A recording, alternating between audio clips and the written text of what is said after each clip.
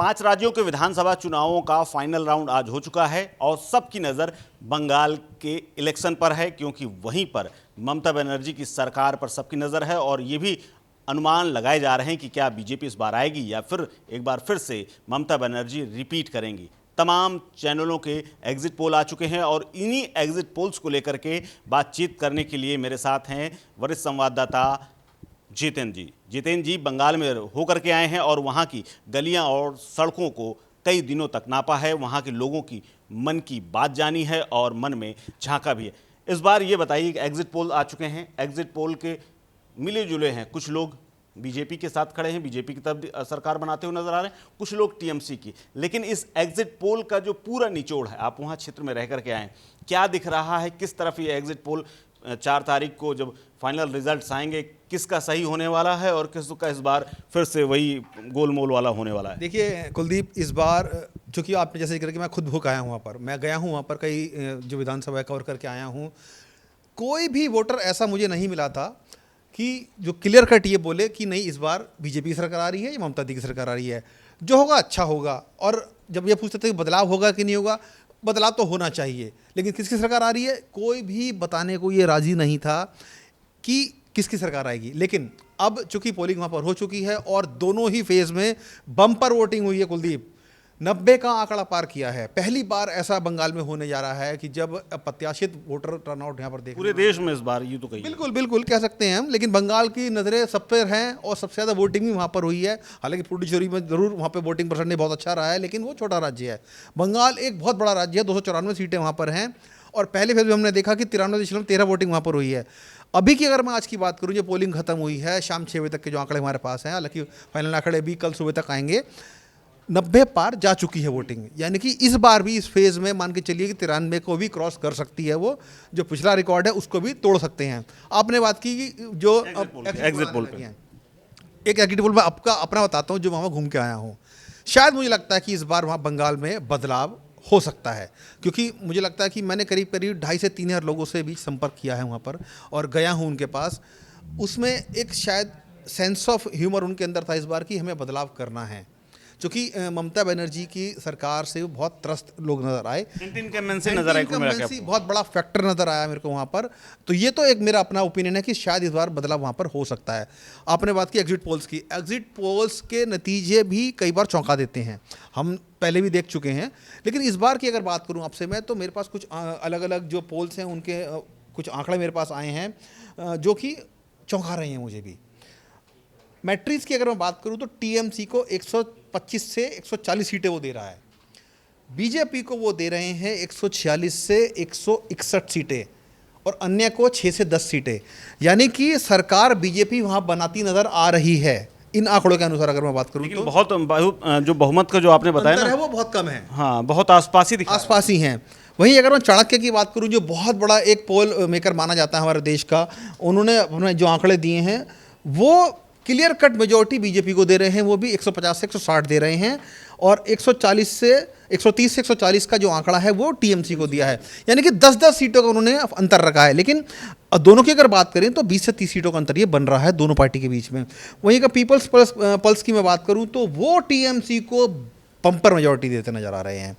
अगर peoples pulse की मैं बात करूं तो वो 177 से 187 सीटें थंपिंग मेजॉरिटी टीएमसी को दे रहे हैं। बीजेपी को वो महज 95 से 110 सीटें दे रहे हैं, पहले के मुकाबले सुधार कर रहे हैं उनकी सीटों में। वहीं अन्य की अगर बात करूं तो पीपल्स पल्स की वो सिर्फ 1 से 4 सीटें दे रहे हैं। यानी कि जो हुमायूं कबीर, ओवैसी, सीपीआई, कांग्रेस में, उनमें सब ये लोग 4 सीटों में मान के चल रहे हैं।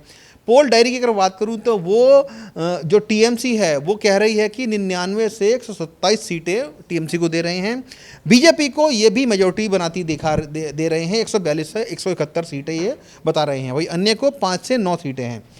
प्रज्ञा पोल जो एक ये भी बड़ा एक नामी पोल है, बड़ी एजेंसी है जो कई सालों से इस बिजनेस में है और वो भी कह रहे हैं कि टीएमसी को 85 से 110 सीटें, यानी कि वो और कम सीटें दे रहे हैं और पोल्स के मुकाबले में। बीजेपी को वो बहुत बड़ी थंपिंग मेजॉरिटी दे रहे हैं, 178 से 208।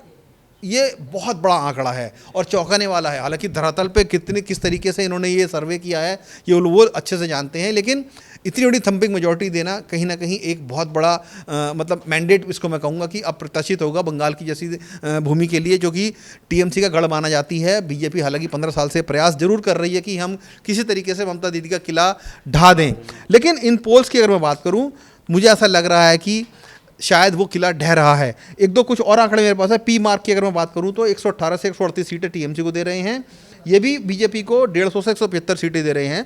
तो कहीं ना कहीं जितने भी पोल मेकर्स हैं वो शायद इस बात को दर्शा रहे हैं कि बीजेपी वहाँ पर सरकार बनाने जा रही है, और जो ममता बनर्जी का अवैध किला अभी तक बना हुआ था शायद वो इस बार टूट जाए।